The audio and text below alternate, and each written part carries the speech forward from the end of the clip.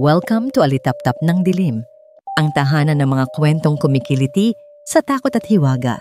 Ngayong gabi, samahan niyo kami sa isang baryong tahimik sa labas.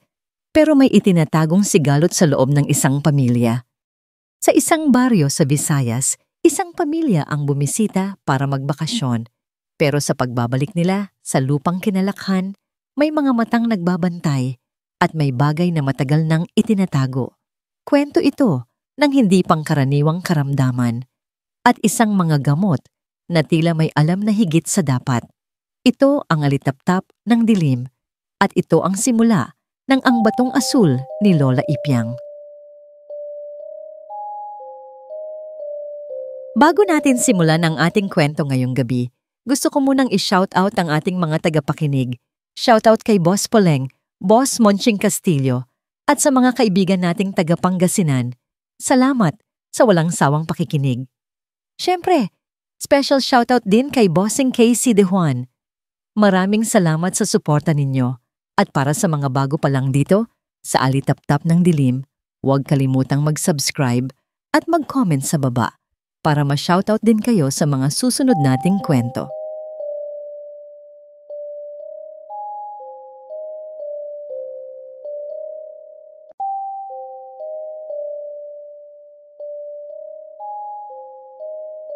Sa bayan ng San Bartolome, may isang kilalang manggagamot na minsan nang tinawag na tagapagligtas ng mga sanggol, tagapagbantay ng mga ina, at takbuhan ng mga nilalang na hindi maipaliwanag ang sakit.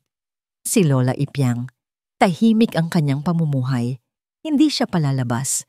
Madalas siyang makita sa likod bahay, may hawak na palayok ng langis at halamang gamot, may mga dasal sa ilalim ng kanyang hininga. Ngunit sa kabila ng kabutihang kanyang ginagawa, may bulong-bulungan.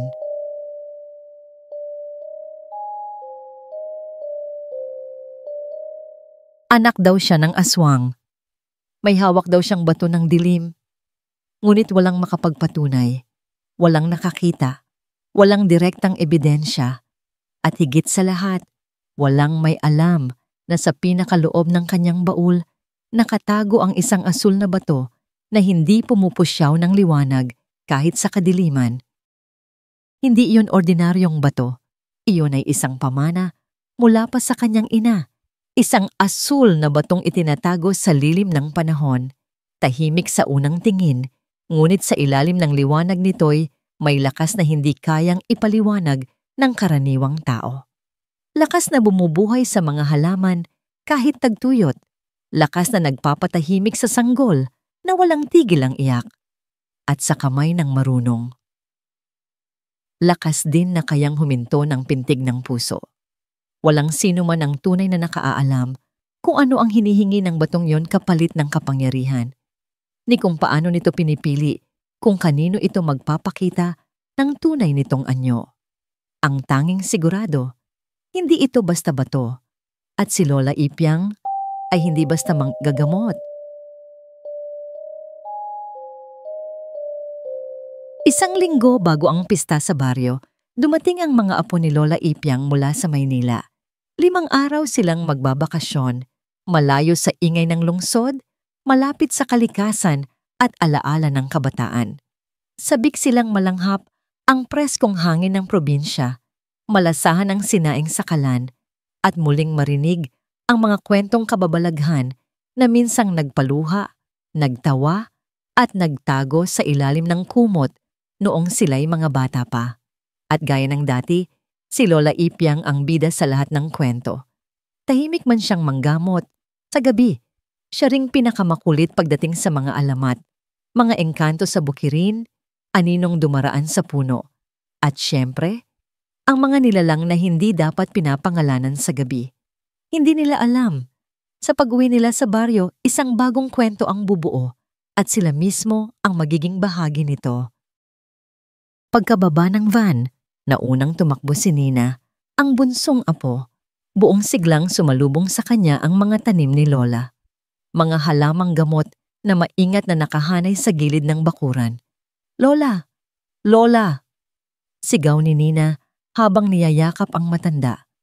Totoo po ba na may tikbalang sa likod ng bundok?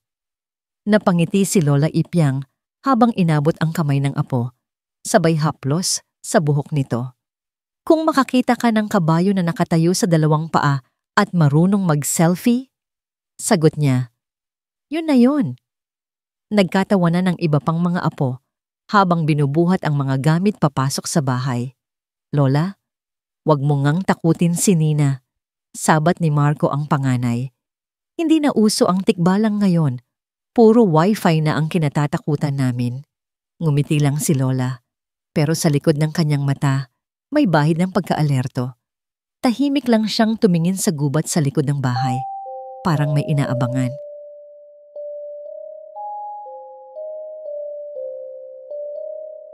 Unang gabi pa lang ng kanilang bakasyon, pagkatapos ng hapunan, tinola, pritong tilapia at manggang may bagoong, nagsiksikan ang magkakapatid at pinsan sa kamang kawayan habang si Lola Ipyang ay nagsisindi ng insenso sa altar. Sa labas, tahimik ang gabi. Hangin lang ang naririnig, kasabay ng huni ng kuliglig at kaluskos ng mga tuyong dahon. Sa loob ng bahay, tanging boses ni Lola ang bumabasag sa katahimikan habang binabasa niya ang isang lumang dasal bago matulog. Ngunit bago pa man sila makaidlip, sa katahimikan ng gabi, bigla, mula sa gilid ng silid, isang mahina at halos pabulong na tinig ang pumunit sa katahimikan. Lola, tawag ni Enzo. Halos hindi marinig sa hina ng boses. Wala sa tono ng batang sanay magkulit. May bigat. May takot. Agad lumingon si Lola Ipyang. Nakita niyang nakahiga si Enzo. Balot ng kumot. Ngunit pawis na pawis ang noot leeg. Ang katawan ay nanginginig sa lamig. Pero ang balat ay parang nagbabaga. Lumapit siya. Maingat. Si Enzo ay maputla. Nangingitim ang ilalim ng mga mata. Halos hindi na makatingin ng diretso. Ang mga matay tila pagod, pero gising. Hindi makapikit. Parang may tinititigan sa kisame na sila lang ang nakakakita. Masama po pakiramdam ko. Bulong ni Enzo ang hiningay putol-putol. Parang may malamig na kamay sa tiyan ko. Sandaling tumigil siya, saka muling nagsalita. Mas mahina na ngayon. Tapos may boses. Sa tenga ko, sinasabi, akin ka na. Napalingon ang ibang mga apo sa kanya. Walang nagsalita. Walang gumalaw. Parang may bumigat sa hangin sa loob ng silid. Ang dati payapang gabi ay bigla na lang nagmistulang kulungan. At silang lahat, mga saksi sa simula ng kung anong hindi nila maipaliwanag. Agad bumangon si Lola Ipyang. Tahimik pero mabilis ang kilos. Kinuha niya ang bote ng langis sa ilalim ng altar. Saka umupo sa tabi ni Enzo. Hindi na siya nagtanong. Isinawsaw niya ang daliri sa langis at sinimulang iguhit ang mga hugis sa tiyan ng bata habang pabulong na nagsasambit ng orasyon. Ang silid ay tila nabalot ng biglang lamig. Maya-maya, napasuka si Enzo. Itim. Malapot. May amoy na bulok na parang pinaghalong dugo at lupa. Napasinghap si Nina habang ang iba ay napaatras. Pero si Lola, kalma pa rin. Nang humupa ang init sa katawan ng bata, saka siya nagsalita. Inusog siya. Ani Lola Ipyang, malamig ang tinig. Pero hindi ito karaniwang usog. May mas malalim na galit ang umatake sa kanya. Walang makapagsalita. At sa buong gabing iyon, hindi na sila nakatulog ng mahimbing. Makalipas ang isang araw, akala ng lahat ay bumubuti na ang pakiramdam ni Enzo. Nakangiti na siya habang kumakain ng sabaw sa ilalim ng puno. Nakikipagbiruan na muli kay Nina. Pero sa likod ng ngiting iyon, may kung anong hindi mapakali sa kanyang mga mata. Parang may binubuo sa isip o tinatago sa diwa. Pagsapit ng gabi, bumalik ang lagnat. Mas mataas kaysa sa una.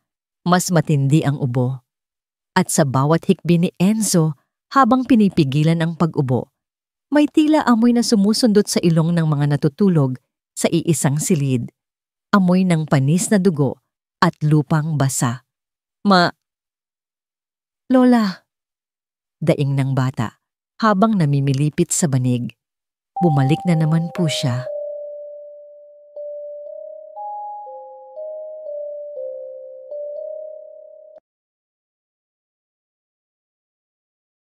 Agad lumapit si Lola Ipyang, dala muli ang langis.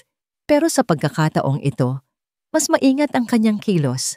Mas mahaba ang orasyon, mas maraming halaman ang inilagay sa palayok na nakasalang sa sulok ng kwarto. Habang binubulong niya ang panalangin, napansin ni Marco, ang panganay, ang kamay ni Enzo, naninigas, nangingitim ang mga kuko.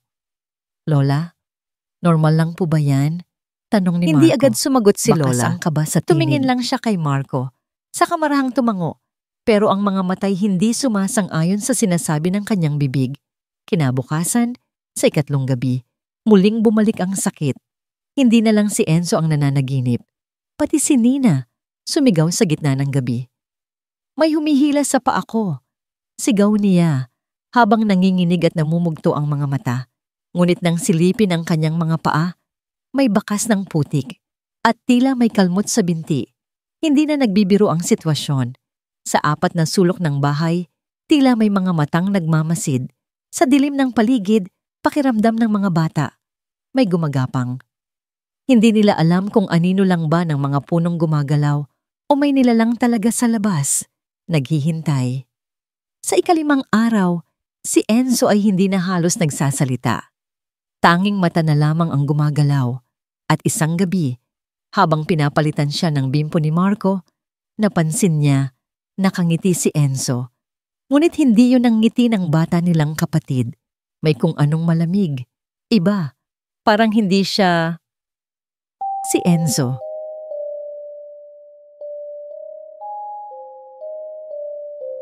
Kinabukasan, habang natutulog pa si Enzo, tahimik na nag-uusap ang mga magulang nito sa kusina. Mahina ang boses, pero mabigat ang usapan. Hindi na ito basta usog lang, bulong ng ama habang nagkakape. Paulit-ulit, gabi-gabi. Lahat na ng gamit, lagundi, tawas, langis, walang epekto. Ang ina, nakatalikod habang nagsasalin ng tubig sa palayok, ay napahinto. Naalala mo nung bata pa tayo? May mga ganyang kaso rin. Tapos kinabukasan may batang nawawala. Tahimik. Wala nang kailangang sabihin. Pareho nilang naisip ang parehong bagay.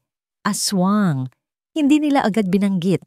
Pero sa mga sulyap nila kay Lola Ipyang na nooy nasa likod ng bahay, tila may inaayos sa halamang gamot. Ramdam ang pag-aalinlangan.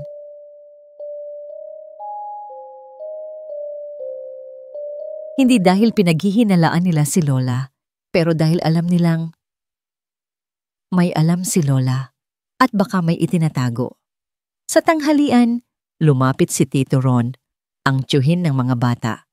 May hawak siyang dahon ng saging, pero hindi yon ang mahalaga.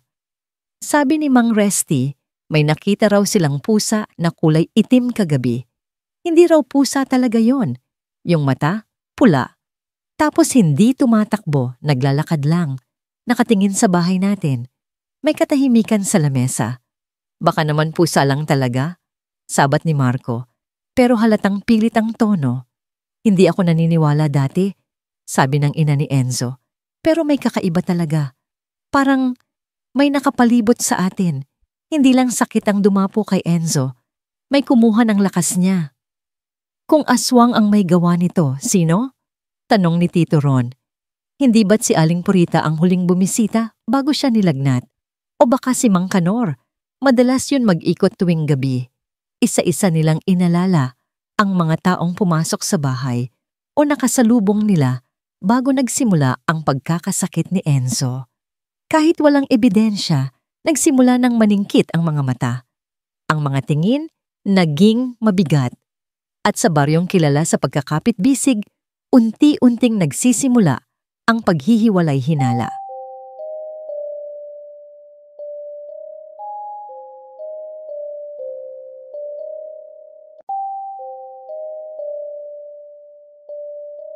Hindi pa man nakakabawi ang pamilya sa paulit-ulit na pagkakasakit ni Enzo, muling yumanig ang gabi. Habang nag-iigib ng mainit na tubig para sa paliligo, biglang napasigaw ang ina ni Enzo mula sa loob ng banyo. Kasabay ng lagabog ng palanggana, narinig nila ang isang ungol, mababa, parang hayop, at may halong hirap. Agad na tumakbo si Marco, si Tito Ron, at si Lola Ipyang. Pagbukas ng pinto, nakita nila ang ina ni Enzo na nakasandal sa dingding, pawis, namumutla, at nanginginig. May 3 mahahabang galo sa likod niya, parang ginamitan ng kuko na matalim at hindi gawa ng tao. Ang mga mata niya ay nangingilid ng luha habang pilit nagsasalita. May humawak sa akin. Bulong niya, halos hindi lumalabas ang tinig. Malamig, mabigat, parang hindi tao. Hindi siya nakakita ng mukha, pero ramdam daw niya ang paglanghap sa leeg niya, ang amoy ng lupa at bulok na laman, at ang bigat ng isang presensyang gustong kunin ang laman loob niya. Agad na kumilos si Lola Ipyang. Kumuha siya ng mangkok, nagbuhos ng tubig, pinatak ng langis, at nilagyan ng abo ng tuyong dahon. Sa ibabaw ng tubig, pinaikot niya ang kandila, habang pabulong na nagsasambit ng orasyon. Habang umiikot ang apoy, unti-unting lumilitaw sa anino ng mantika ang hugis ng isang matandang babae na nakangisi. Hindi pusa, hindi tao. May mga ngiping matulis, buhok na parang alambre, at mata mapula at walang puti. Hindi pa malinaw, bulong ni Lola. May takip ang mukha ng gumawa nito, may nagkukubli.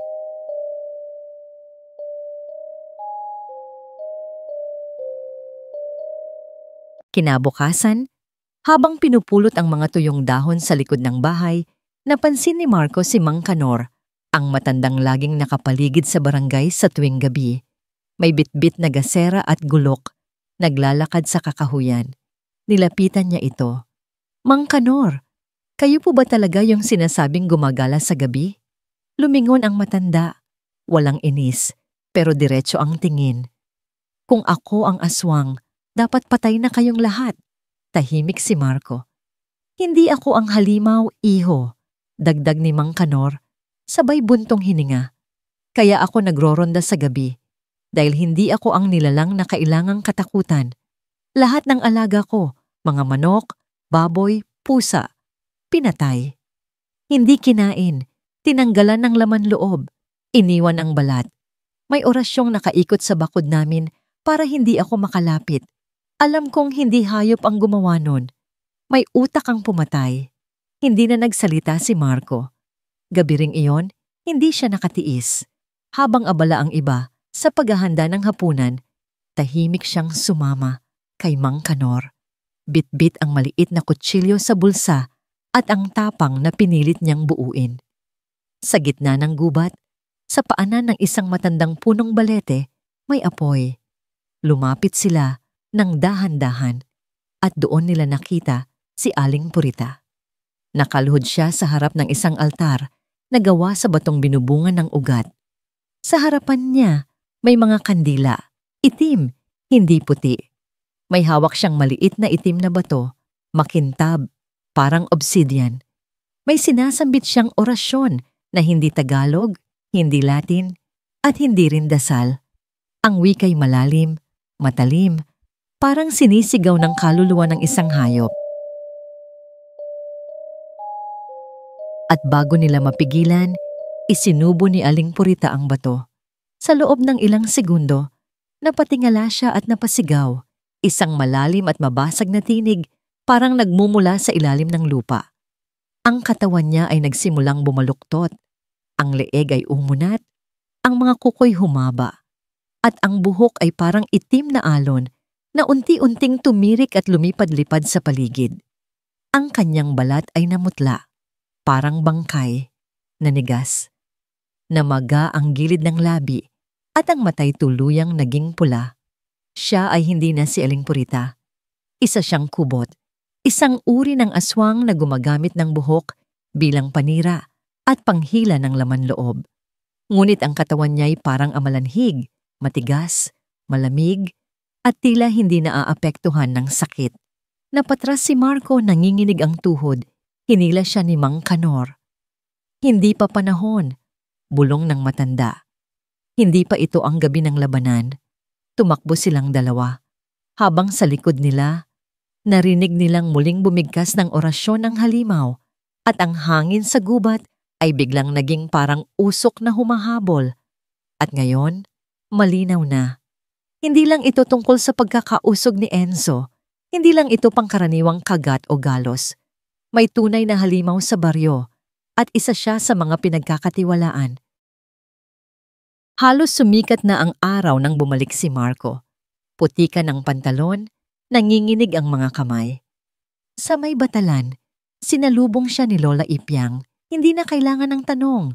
Nababasa ng matanda sa mga mata ng apo ang takot at ang katotohanan. Si Aling Purita. Garalgal na bulong ni Marco. Hindi na siya taola. May itim na batong nilunok niya. Nagbago ang anyo. May buhok na parang panghila ng kaluluwa. Napatingin si Lola Ipyang sa kanyang dibdib doon sa taling tansong palawit kung saan nakasabit ang batong asul. Wala siyang ginagalaw, ngunit bigla itong kumikislap. Hindi matining, kundi parang may bumubulong. Ang bughaw na liwanag nito ay tila humihinga, unti-unting lumalakas na para bang may kinikilala o may pinapaalala. Parang sinasabi nitong panahon na.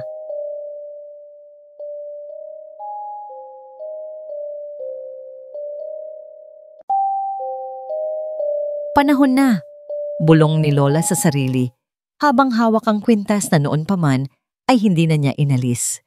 Naroon si Marco, tahimik, nagmamasid sa lola niyang para bang binabalik-balikan ng alaala. Lumapit siya, La.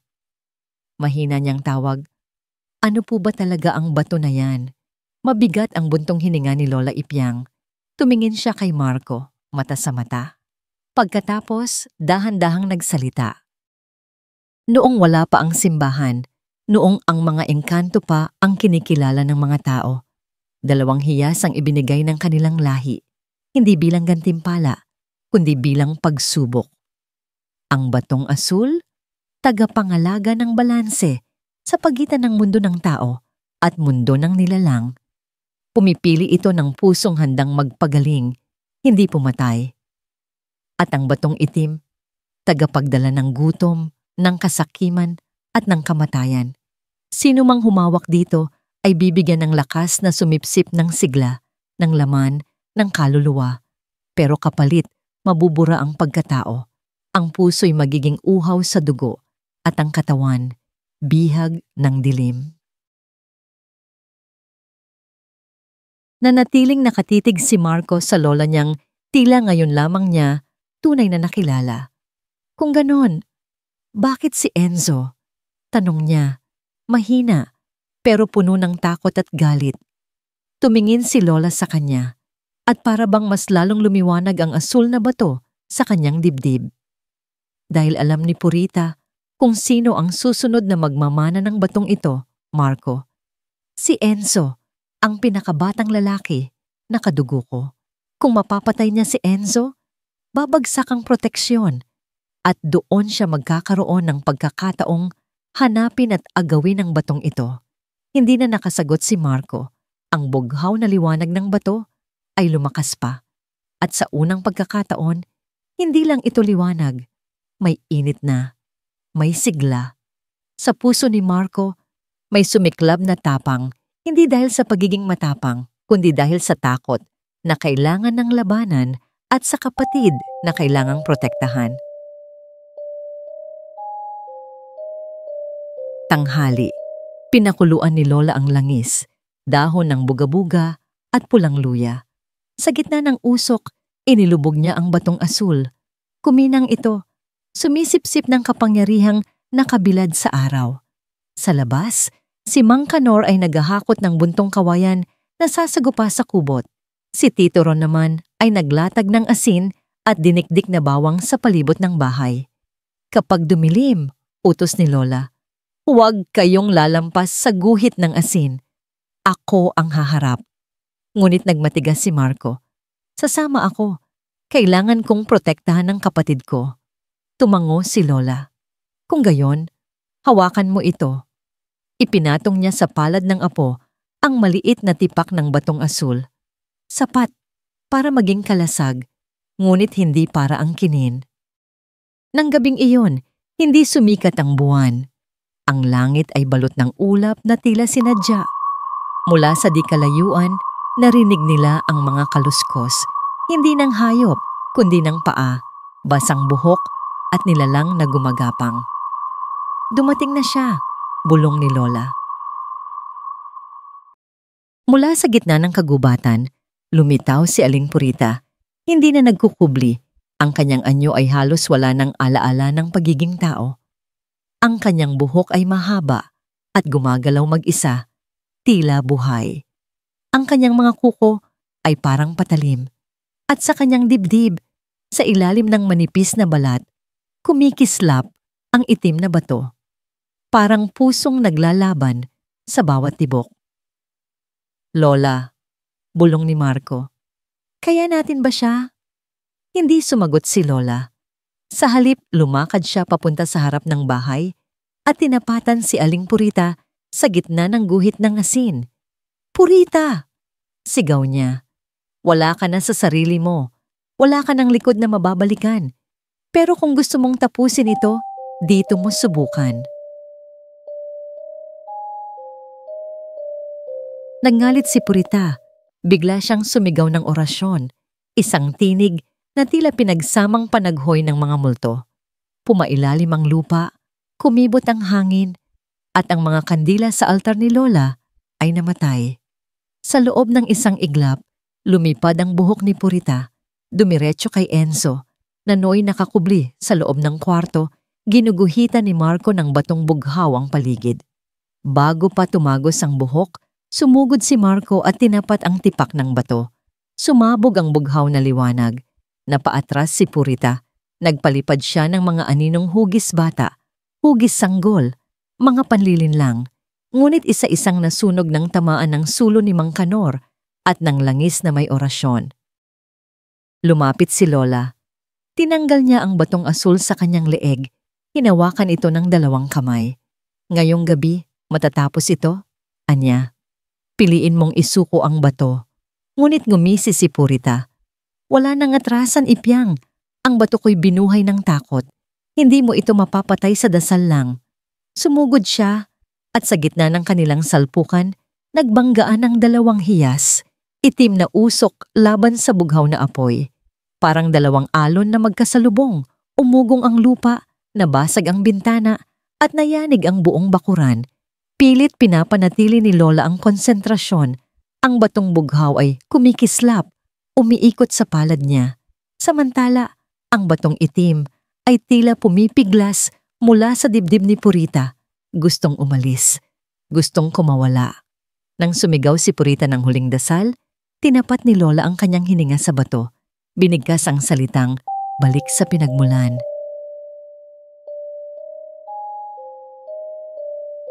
At parang pumutok ang hangin. Nagliyab ang batong asul, nagbitak ang batong itim. Sumigaw si Purita, isang sigaw na humalo sa aling-aungaw ng hangin. At sa harap ng lahat, bumagsak siya. Nagmistulang balat na wala ng laman. Ang batong itim ay naging abo at dahan-dahang nilamon ng lupa.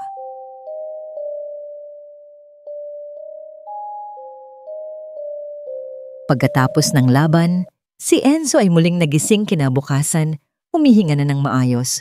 Wala na siyang lagnat. Si Lola Ipyang ay naupo sa kanyang duyan, hawak muli ang batong asul. Ngayon ay malamig, pero buo. Hindi ito ang huli, sabi niya kay Marco. Habang may pumipili sa dilim, may magtatangkang gamitin ang itim na kapangyarihan at itim na orasyon. Pero hanggat may magbabantay, hindi kailanman magwawagi. Ang dilim ay lumipas, ngunit ang batong asul ay mananatiling gising hanggang sa maipamana ito sa susunod na tagapagmana. Lola? Tanong ni Marco, bakit po sa angkan natin pinipili ang tagapagmana ng batong asul? Ngumiti si Lola Ipyang. Sabay sabi dahil, apo galing tayo sa lahi ng mga aswang at mangkukulam na may dugong engkanto.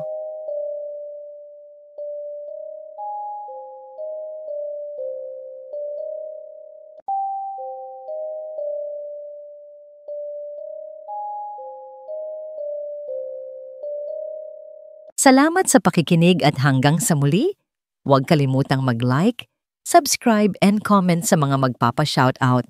Mag-comment lang po. Ingat sa lahat at magandang gabi.